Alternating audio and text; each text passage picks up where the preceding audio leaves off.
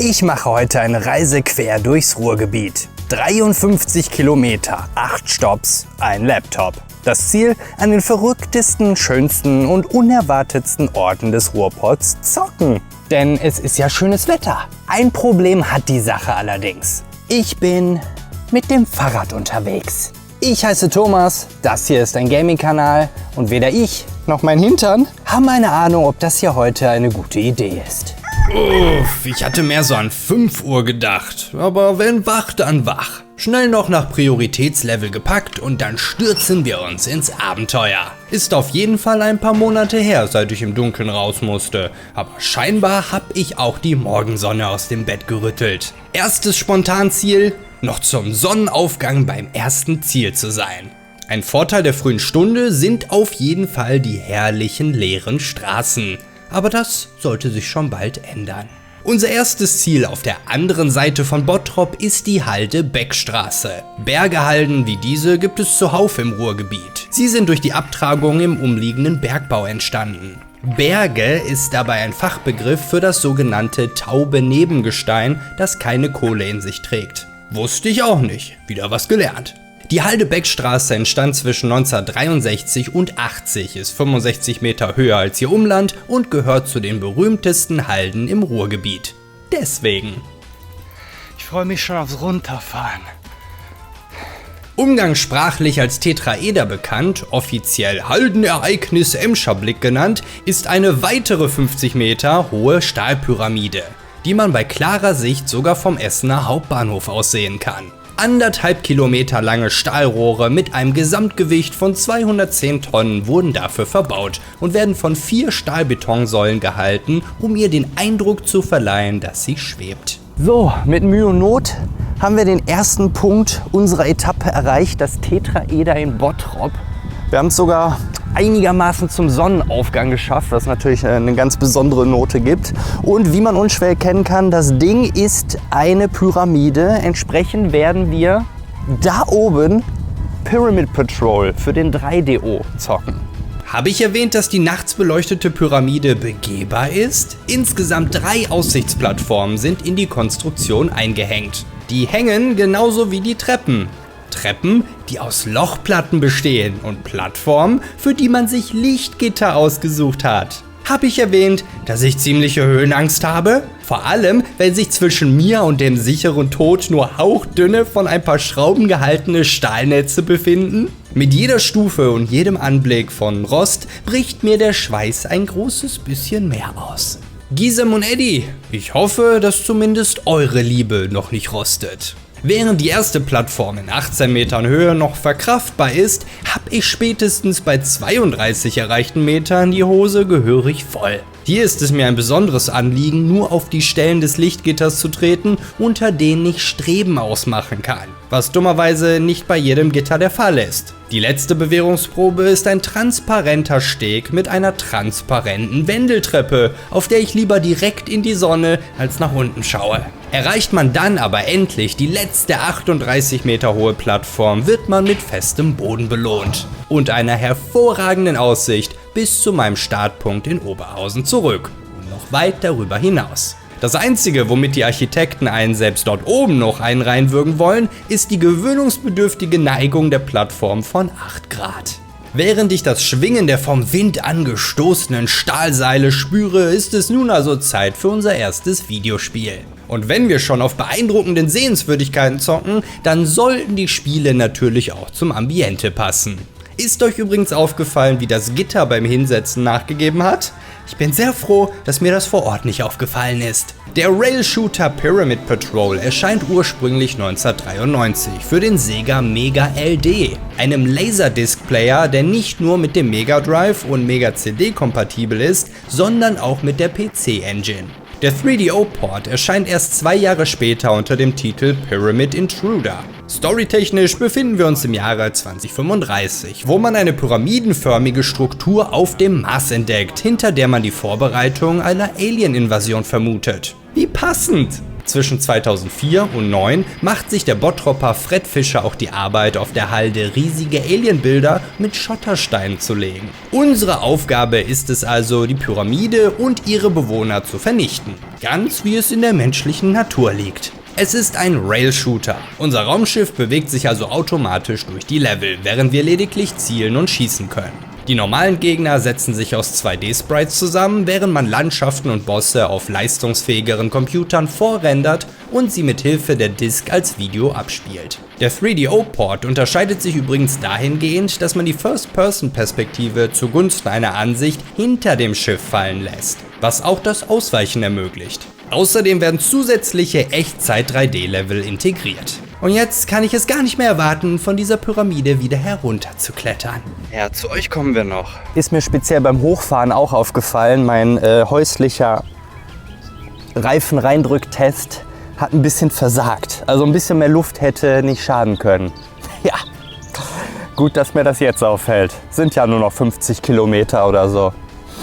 Beim deutlich weniger schweißtreibenden Weg nach unten ziehen wir einen Kreis um die Halde herum auf ihre andere Seite, wo ich nicht nur das Dutzend Kaninchensichtungen voll mache, guten Morgen Jungs, sondern auch den direktesten Weg hoch zum Gipfel entdecke. 387 mühsame Stufen. Unser Weg führt aber glücklicherweise in diese Richtung und noch glücklicherweise ist der zweite Stopp nur ein paar Kaninchensprünge entfernt. Aus irgendeinem Grund, maßgeblich schlechte Vorbereitung wahrscheinlich, habe ich hier mit einem alten Bergbauwerk gerechnet. Stattdessen aber die seit 1928 in Betrieb befindliche Kokerei Prosper entdeckt. Eine der 3 letzten aktiven Kokereien im Ruhrgebiet, die aus Kohle, Rohgas und Koks herstellen. Nein, nicht das gute Zeug, sondern das, was in Hochöfen zum Heizen verwendet wird. Über 5000 Tonnen werden hier davon täglich produziert. Das Ruhrgebiet ist halt voller Halden und Zechen. Und ich will ja heute nicht nur irgendwelche Bergbau-Videospiele spielen. Glücklicherweise ist aber genau gegenüber von der Zeche ein Skydiving-Laden. Welch bessere Gelegenheit gibt es, eigentlich ist es die einzige Gelegenheit, um Skydive Extreme für die PS1 zu zocken. Skydiving Extreme, Verzeihung, ist ein spätes Spiel im PlayStation-Lebenszyklus. Erscheint tatsächlich bereits rund ein Jahr, nachdem die PS2 verfügbar ist. Wir steuern ein Team aus Skydivern, die in dem Zeitfenster zwischen Flugzeugabsprung und Fallschirmöffnung eine Reihe von über 40 eindrucksvollen Formationen vollführen sollen. Diese werden durch Quicktime-Events ausgelöst, deren Darstellung komplizierter aussieht, als sie eigentlich ist. Mir aber gerade anfänglich gehörig die Tour versauen. Vollführt man eine Formation erfolgreich, wird der Fall verlangsamt, so dass man mehr Punkte generieren kann. Die Runde geht an euch, Computer Diver. Inzwischen ist die Welt um mich herum leider erwacht und die Straßen sind unangenehm voll, als ich in Essen einfahre. Essen. Ich wünschte, ich hätte mehr gefrühstückt als Flammkuchenreste von gestern. Auf dem Weg zu unserem nächsten Ziel überqueren wir zum ersten, aber definitiv nicht zum letzten Mal den Rhein-Herne-Kanal und dürfen die im Ruhrgebiet allgegenwärtige Abwechslung von Industrie und Natur genießen. Für so graubraun man die Metropole auch halten mag, ist sie überraschend grün. Seht ihr auch so, oder? Das Ruhrgebiet liebt seine Treppen, auch wenn sie nirgendwo hinführen. Die Zeche Zollverein, ein ehemaliges Steinkohlebergwerk mit angrenzender Kokerei, war von 1851 bis 1986 in Betrieb und hatte zeitweise die höchsten Förderquoten ganz Deutschlands. Der Standort bestach bei seiner Gründung nicht nur durch den ergiebigen Flöz, den man unter der Erde entdeckt hat, sondern auch durch die Köln-Mindener Eisenbahn, deren Strecke 1847 eröffnet wurde und an das Zechengelände angrenzt. Nach der Stilllegung kaufte das Land NRW der Ruhrkohle AG das Gelände ab, das damals größtenteils bereits unter Denkmalschutz steht. Über die Jahre wurden die alten Gebäude saniert und umfunktioniert. Allen voran zu Museen. Neben dem Ruhrmuseum findet sich hier auch das sehr zu empfehlende Red Dot Design Museum. Auch Restaurants, Cafés und Firmen lassen sich mit ihren Werkstätten und Büros auf dem Gelände nieder. Das ebenso als Veranstaltungsstätte dient, was mir an diesem Freitag leider ein wenig zum Verhängnis wird. Wie ich so der Ausschilderung zum Schacht 12 folge, dessen Gebäude Zollverein den Ruf der schönsten Zeche der Welt einbrachte, muss ich feststellen, dass hier ganz schön was los ist. Jede Menge Bauzäune mit Notausgangsbeschilderung, aufgetürmte Getränkekästen und Dancefloors. Popelige kleine Tanzflächen überall, wo sie nur hinpassen. Vor allem zwischen zahllose aufgestellte Dixie-Klos. Das sind die letzten Vorbereitungen für das an diesem Tag startende und das ganze Wochenende überdauernde Stone Techno Festival. Das begann 2021 als 5-stündiges Konzert im Ruhrmuseum, das live auf Arte übertragen wurde und damit internationale Aufmerksamkeit generierte. Von den über 120 Künstlern sagen mir nicht einmal die Techno-Koryphäen etwas, ist aber auch nicht ganz meine Musikrichtung. Dennoch lasse ich es mir nicht nehmen, mal Backstage vorbeizuschauen. Schließlich rolle ich dann aber doch in eine geschäftigere Ecke hinein und werde sogleich von einem Security-Wachposten angesprochen, ob ich zur Messe gehöre. Da ich so eine ehrliche Haut bin, verneine ich und werde freundlich hinter den an diesem Ende geschlossenen Bauzaun geleitet. Natürlich findet ausgerechnet heute an der ganzen Zeche Zollverein ein Techno-Festival statt. Und ich habe mich da so ein bisschen reingeschlichen, aber dann wurde ich doch entdeckt und rausgeworfen. Naja, man sieht es trotzdem noch, dann zocken wir eben hier. Und ich dachte mir, was könnte besser zu diesem industriellen Look mit dem ganzen Metall passen als ein SteamWorld-Spiel, das ich sowieso schon ewig mal anzocken wollte. Im dritten Ableger der SteamWorld-Reihe spielst du die Weltraumkapitänin Piper Faraday, die gleichermaßen Schmuggler und Pirat ist. Zusammen mit ihrer Roboter-Crew muss sie andere Schiffe in Form eines rundenbasierten Taktik-Shooters entern. Ursprünglich erscheint das Spiel 2015 exklusiv für den 3DS, wird über die folgenden Jahre aber auf so ziemlich jede andere Plattform portiert. Anders als in Genre-Kollegen wie XCOM gibt es im Hintergrund keine zufällige Trefferberechnung, denn in Heist zielt man mit seinen Charakteren selbst. Was mal besser und mal deutlich schlechter klappt. Die Kugeln können auch von Wänden und Decken abprallen, was dem Ganzen eine zusätzliche taktische Tiefe gibt. Nachdem nun mit über 20 Kilometern annähernd die Hälfte der Strecke hinter mir liegt und ich mich am östlichsten Punkt der heutigen Tour befinde, wird es Zeit für ein zweites Frühstück. Ein paar gehörige Schlücke Wasser und dann wird die Banane auf dem einzig authentischen Weg verzehrt, den es meiner Meinung nach gibt. Grüße gehen raus an Donkey Kong. Den spielen wir vielleicht auf der nächsten Tour. Also kommentier und teil das Video, damit es dazu kommen kann.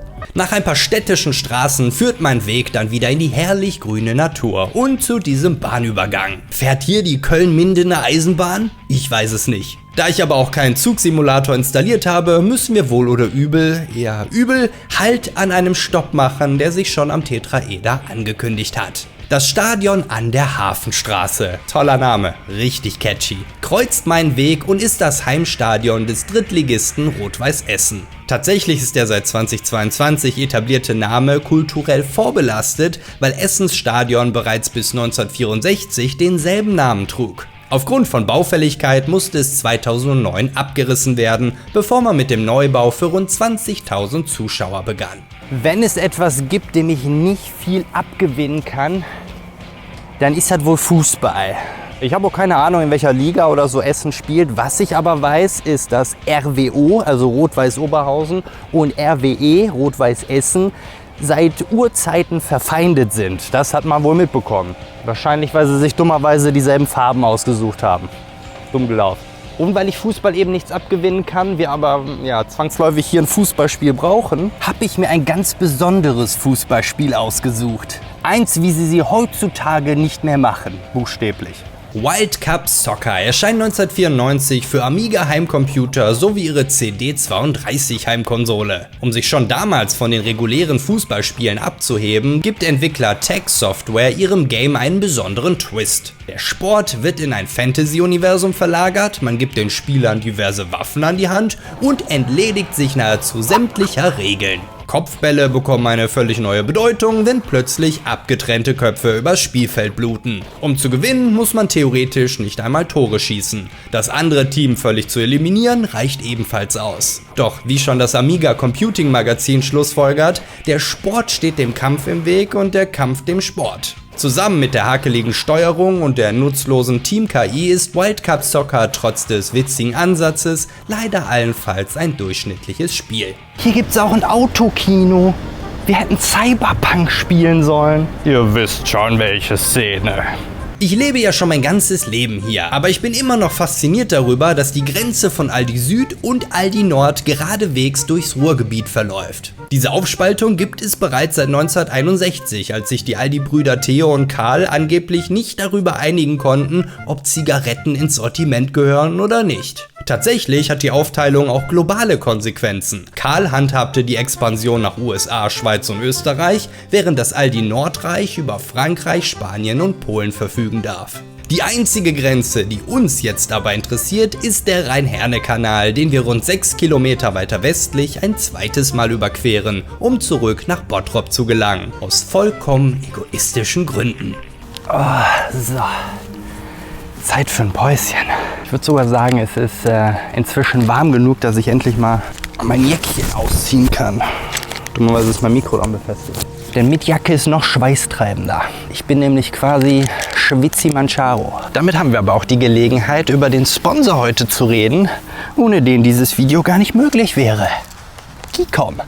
Mit auf Reisen habe ich heute nämlich mein Geekbook M16, großartiger Name übrigens, das aufgrund seines betont niedrigen Gewichts ideal für eine ganztägige Radtour ist. Schlank genug für den Rucksack ist es auch, glücklicherweise aber nicht so schlank, dass kein USB-Steckplatz für meinen Controller mehr reinpasst. Wer noch zusätzliche Anschlüsse benötigt oder sein LAN-Kabel anstecken möchte, für den gibt's im Lieferumfang noch eine Dockingstation mit dabei. Die ist im selben hochwertigen Vollmetalldesign gehalten wie das Geekbook selbst. So muss ich mir auch keine Sorgen machen, wenn die Strücke mal etwas holpriger wird. Mit dem Intel Ultra 9 Prozessor muss ich mir keine Sorgen machen, wenn ich mal mehrere Programme gleichzeitig benötige. Gameplay, Aufnahme und Textsoftware, Browser, Bildbearbeitung. Alles läuft flüssig parallel und dennoch hält der verbaute Akku je nach Anwendung mehr als 10 Stunden. Ich habe gerade einmal während der gesamten Radtour 10% verbraucht. Kein Wunder, mit 99,9 Wattstunden liegt er genau unter dem Grenzwert, der für einen Flug zugelassen ist. Doch auch wenn die Batterie zur Neige gehen sollte, das Schnellladegerät liefert nach nur 10 Minuten schon 3 weitere Stunden nach. Neben dem ordentlichen Prozessor sind 16 GB RAM verbaut, 477 GB der SSD sind verfügbar und Windows 11 Pro ist vorinstalliert. Das unabhängige Testcenter von Chip.de vergibt eine Bewertung von 1,7 und ist neben dem Akku besonders angetan vom Preis-Leistungs-Verhältnis. Das kann ich dir sogar noch verbessern, denn mit dem Code LORDM16KOL erhältst du bis Ende Oktober eine Rabattierung von 12%, was noch einmal über 100 € ausmacht. Entsprechende Links findest du in der Videobeschreibung. Vielen Dank Geekom fürs Sponsoren dieses Abenteuers. Der Berne-Park ist ein weiteres wundervolles Beispiel dafür, wie man stillgelegte Industrieanlagen sinnvoll weiterverwenden kann. Hier wurden ab 1952 für rund 40 Jahre Abwasser geklärt, bevor die aufgrund von nicht möglicher Expansion stillgelegte Anlage in Vergessenheit geriet und erst 2010 von der Emscher Genossenschaft als Park revitalisiert wurde. Eines der Klärbecken wurde zu einem mit Stauden und Gräsern bepflanzten Senkgarten umfunktioniert, das andere Becken mit 73 Meter Durchmesser ist ein mit Frischwasser befüllter See, der bei Libellen sehr gefragt ist. Im Park gibt es ein Restaurant und ein Hotel der besonderen Art. Man kann nämlich in umfunktionierten Kanalrohren nächtigen. Eine Nacht kostet 30 €.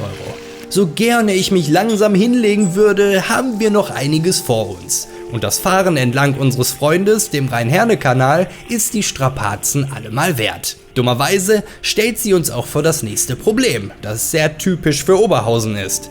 Eine Baustelle. Nur 5 Minuten von unserem nächsten Ziel entfernt ist der gesamte Weg blockiert. Da fährst du schon mit dem Fahrrad. Und selbst dann bist du nicht vor Baustellen sicher. Das ist... Was mache ich denn jetzt? Das ist die einzige Brücke hier in der Gegend, glaube ich, die über die Emscher führt.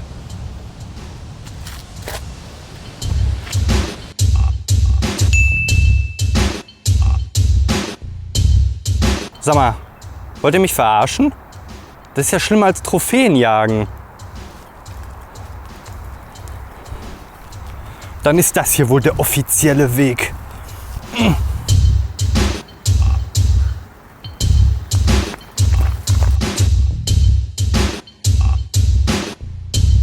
Ja, end of the line würde ich mal sagen, ne? Also dann bin ich dieses ganze Emscher Ufer hier lang gedröst. Wird auch erklären, warum es so schwer zugänglich war, aber es führt nur zu diesem Tor mit Stacheldraht drumherum. und hier ist Ende. Da sind 2 schöne Brücken. Furore immerhin, auch schön. Vielleicht kann ich mich da durchzwängen. Aber per se muss ich jetzt wohl zurückfahren und den längsten Umweg aller Zeiten in Kauf nehmen. Yay! Doch bevor wir das machen, versuchen wir zumindest noch die Böschung hier runter zu brettern, uns im hohen Gras ein paar Zecken einzufangen und unten weiterzukommen. Das ist hier schließlich ein Action-Adventure. Unter einer weiteren Brücke hindurch, die Rohren vorbehalten ist, freue ich mich zum ersten Mal heute fahrende Autos zu sehen. Und tatsächlich komme ich hier auch wieder raus. Ist nur ziemlich steil. An der Stadtgrenze von Bottrop finden sich dann auch plötzlich Umleitungsschilder für Fahrräder, die ich mir ein bisschen früher gewünscht hätte. Besonders bezeichnend finde ich dabei den Übergang nach Oberhausen. Offenkundig das Zentrum tiefster Finsternis. Den Umleitungsschildern folge ich so lange weiter, bis ich das Gefühl bekomme, dass irgendwelche Banditen die aufgestellt haben, um mich nach der nächsten Abzweigung zu überfallen. Ich meine, wo zum Geier bin ich hier? Wenn ich nicht dieses Anzeichen von Zivilisation hier gefunden hätte, würde ich annehmen, dass hier schon seit Jahren niemand mehr lang gefahren ist. Außer die Banditen natürlich. Lieber schlage ich also wieder meinen eigenen Weg ein. Das gehört ja zu einem guten Abenteuer dazu. Und damit hat der unnötige Baustellenumweg auch endlich ein Ende. Fast hätte ich allerdings den unscheinbaren Zugang zu Burg Vondern übersehen. Die Burg Vondern war ein Lehen der Grafen und Herzöge von Kleve. Und anhand von Urkunden kann man sie bis zum 13. Jahrhundert zurückverfolgen. Es ist das älteste Baudenkmal der Stadt Oberhausen und der Name entstand dem mittelhochdeutschen Ausdruck Fonda, der einen schmalen Steg über einen Wasserlauf beschreibt. Das macht Sinn, handelt es sich zumindest früher doch um eine Wasserburg mit dem Haupthaus auf einer eigenen Insel. Neben Ausstellungsräumen und einem kleinen Museum gibt es auch Veranstaltungsräume und einen Trausaal. Alle 2 Jahre finden hier ein Mittelaltermarkt samt Ritterfest statt. So, wir sind wieder in Oberhausen, nur auf Durchreise, aber wir haben eine waschechte Burg hier vor uns. Man könnte auch Castle sagen, ne? Und welches Spiel könnte da besser passen als Castle of Illusions? 1990 erscheint das Mickey-Maus-Spiel für den Sega Genesis und bildet den ersten Teil der Illusion-Serie. Mickey muss hier seine angebetete Minnie-Maus vor der bösen Hexe Miserabelle retten, die sie in ihr Schloss entführt. 2013 entwickelt Sega auch ein Remake in 2,5D-Grafik, nachdem ein Jahr zuvor bereits für den 3DS Power of Illusion erscheint, ein spiritueller Nachfolger des Castle-Spiels, allerdings als Teil der Epic Mickey-Reihe. Die Grafik und das Gameplay, speziell das Werfen von irgendwelchen Geschossen, erinnert mich stark an eines meiner absoluten Kindheitsspiele, Mickey's Wild Adventure für die PS1, was wiederum ein verbesserter Port des Super Nintendo Spiels Mickey Mania ist. Mickey-Spiele sind verwirrend. Die Aufmachung des Zirkuslevels im Spiel ist auf jeden Fall ein fließender Übergang zum sogenannten Kunsttunnel unter der A42 hindurch. Als Kunstbanause frage ich mich, was wohl diese wellenschlagende braune Schicht sein soll, die man hier... Oh, verstehe. So eine Kunst also. Der Tunnel jedenfalls führt uns wieder von befahrenen Straßen weg und über die parallel verlaufende Emscher zurück zum Rhein-Herne-Kanal. Dieses Mal ohne Baustelle, dafür aber mit einer hübschen gebogenen Brücke. Und wenn man genau hinsieht, erkennt man dahinter bereits unser nächstes Ziel. Keine Sorge, das Ding hinter mir ist nicht etwa windschief. Und nein, dein Jägermeister wirkt auch noch nicht, glaube ich zumindest. Das ist Kunst. Das ist der sogenannte Zauberlehrling. Und es gibt auch einen Zauberlehrling, den man zocken kann. War gar nicht so schwer zu finden, denn wenn man das Ganze übersetzt, ist es der Sorcerer's Apprentice. Und wer könnte das anders sein als... Ja, es ist jetzt ein bisschen ungünstig aneinandergereiht, aber wenn wir ganz ehrlich sind, erkennt man gar nicht, dass es Mickey ist, oder? Mit einem Erscheinungsjahr von 1983 ist das Atari 2600 Spiel das älteste Game, das wir heute zocken. Und man sieht es ihm eben auch an. Basierend auf dem Disney-Film Fantasia musst du eben auch gehörig Fantasia mitbringen, selbst beim Gameplay. Es gibt 2 Spielbildschirme, auf dem einen kannst du vom Himmel herabfallende Gegenstände entweder abschießen oder auffangen und auf dem anderen Screen darfst du Leitern hoch und runter klettern, um die Besenarmee aufzuhalten, die das Level fluten wollen. Besonders schön finde ich, dass Wikipedia es unter dem Genre Tower Defense listet. Dann ist es ja genau mein Ding.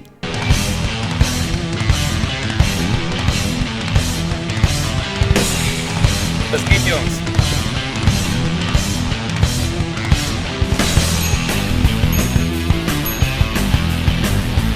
Am Kanal entlang mache ich kurz Halt, um das wohl größte Wahrzeichen meiner Stadt zu bewundern, den Gasometer. 1929 erbaut, war der Gasometer ein revolutionärer Prototyp, der Gichtgas speicherte, das in Eisenhütten erzeugt wurde, um Kokereien zu befeuern. Da haben wir sie wieder. Was für ein schöner Kreislauf heute. Wenn es in den Eisenhütten allerdings nicht rund lief, musste die Kokerei andere Rohstoffe zum Heizen nutzen. Und wenn es in der Kokerei nicht rund lief, musste die Eisenhütte ihr Gas ungenutzt verbrennen. Der Gasometer diente als Speicher, um diese Verluste zu verhindern. Das funktionierte auch hervorragend. Nach Kosten von 1,74 Millionen Reichsmark hatte sich der Zylinder bereits ein Jahr später refinanziert. In Oberhausen steht der einzig verbleibende der ganz großen Gasometer, 67 Meter Durchmesser, 117 Meter Höhe. Seit 1994 wird der immense leere Innenraum nun für erfolgreiche Ausstellungen genutzt. Aber heute zumindest ist der keiner unserer Stops.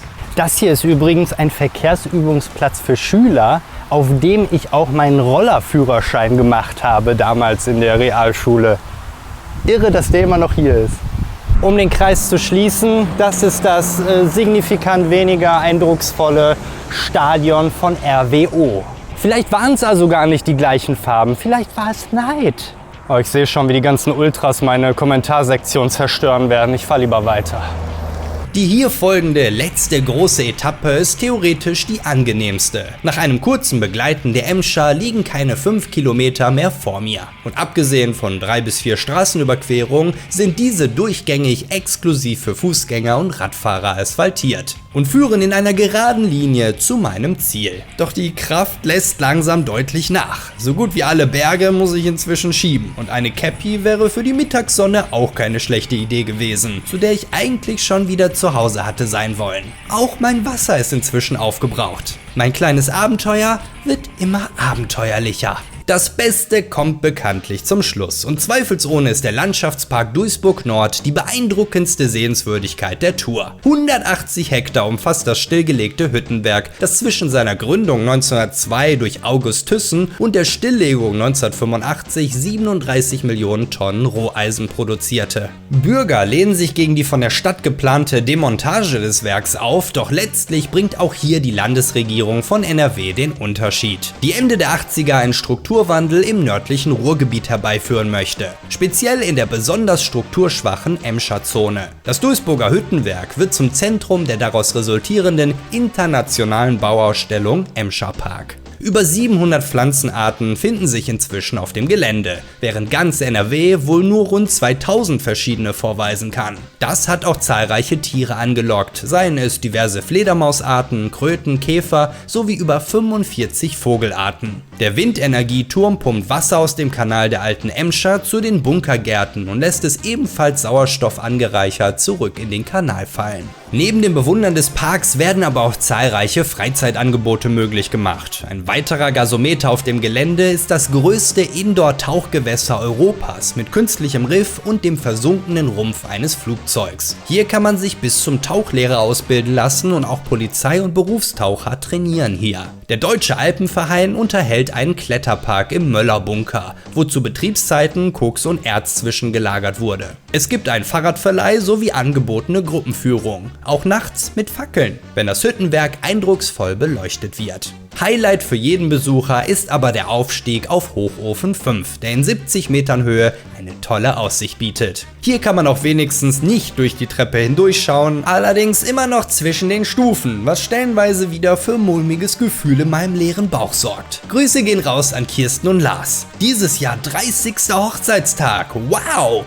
Alles Gute euch! Man kann sich also kaum entscheiden, was man an diesem historischen Ort zocken soll. Ich habe es aber dennoch geschafft. Ganz versteckt in der hintersten Ecke des Landschaftsparks findet sich aber auch ein ziemlich cooler Skatepark, sogar überdacht.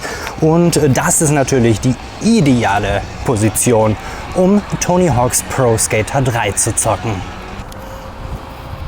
Tony Hawk's Pro Skater 3 ist ein wirklich besonderes Spiel. Nicht nur für mich persönlich mit starken Verbindungen zu meiner Kindheit an der Konsole. Unter den besten Spielen aller Zeiten laut Metacritic belegt es Platz 7 und ist damit nicht nur das bestbewertete PS2-Spiel der Plattform, sondern scheinbar auch empfehlenswerter als Red Dead Redemption 2 oder GTA 5.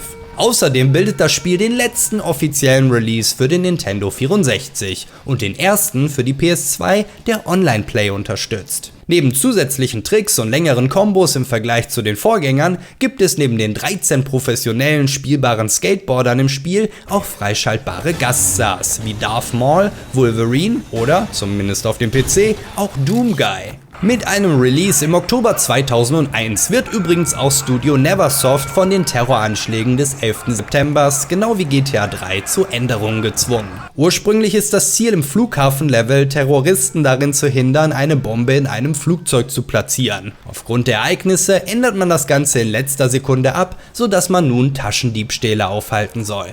Damit ist auch mein westlichster Zielpunkt abgehakt und ich kann mich wieder der Heimat zuwenden. Allerdings mit einem erheblichen Problem, wie ich beim Losfahren feststellen muss. Als mein Reifen verdächtig zu quietschen beginnt und ich noch einmal die Daumenprobe mache, muss ich feststellen, dass sich seit dem Tetraeder einiges getan hat, lufttechnisch. Clever wäre es wohl gewesen, den Fahrradverleih aufzusuchen, doch daran denke ich in dem Moment nicht. Stattdessen aber an Fred Feuerstein. Wenn der auf Rädern aus Stein fahren kann, ist mein Gedankengang, dann schaffe ich das letzte Stück auch auf meiner Felge. Die 5 Kilometer zurück zur Emscher fühlen sich dreimal so lang an und selbst Jogger überholen mich, weshalb ich beschließe, einen Abstecher bei meinen Schwiegereltern einzulegen, die auf dem Weg liegen. Allerliebste Schwiegermutter. Allerliebster Schwiegersohn, wolltest du einen Krankenbesuch machen? Das auch.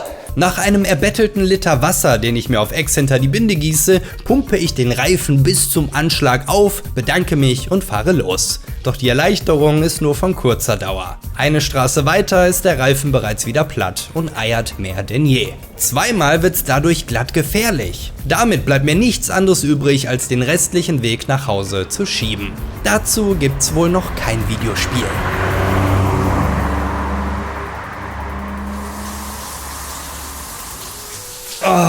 Tut es gut, auf etwas zu sitzen, das meine Beckenknochen nicht zermalmen möchte. Was für ein Abenteuer. Es war verdammt anstrengend, aber es hat auch immens viel Spaß gemacht. Ich lebe schon mein ganzes Leben hier im Ruhrgebiet, aber so habe ich es tatsächlich noch nie kennengelernt. Gefühlt die Hälfte der Dinge, die schief laufen konnte, sind eingetreten. Seien es Vollsperrung, ein Techno-Konzert oder eben ein vollkommen platter Reifen. Aber das hat es letztlich nur wirklich zu einem Abenteuer gemacht. Man lernt zweifelsohne aus seinen Fehlern und das nächste Mal werde ich in jeglicher Form besser vorbereitet sein, sofern es ein nächstes Mal gibt. Das entscheidet ihr. Ich beginne jetzt mit dem Sortieren des Videomaterials auf dem Geekbook M16, das seine Intel Ultra 9 Power gekonnt mit stabiler Mobilität und gutem Preis kombiniert. Egal, ob du es beim Radfahren, Studium oder für die Arbeit benötigst. Ein schicker, zuverlässiger Wegbegleiter, den du dir mit meinem 12% Rabatt jetzt auch mal anschauen solltest, bevor du hier ein neues Video startest oder über eine Kanalmitgliedschaft nachdenkst, um in guter Gesellschaft zu sein. Retrojäger Michael, Robin, Mick ist mein Nick, Dr. Tatwaffel, muss mal was sagen, Lurgas, Bibi, Prinz Puma, Cybax, Venceslas, Lucaria, Master, Redrom, P9608, Naji Arab, BTD, Toastbuster, Louis, Kunste, Katz, Andrix, Celodix, Dem Brot und T-Hope. Vielen Dank für euren Lord-Support.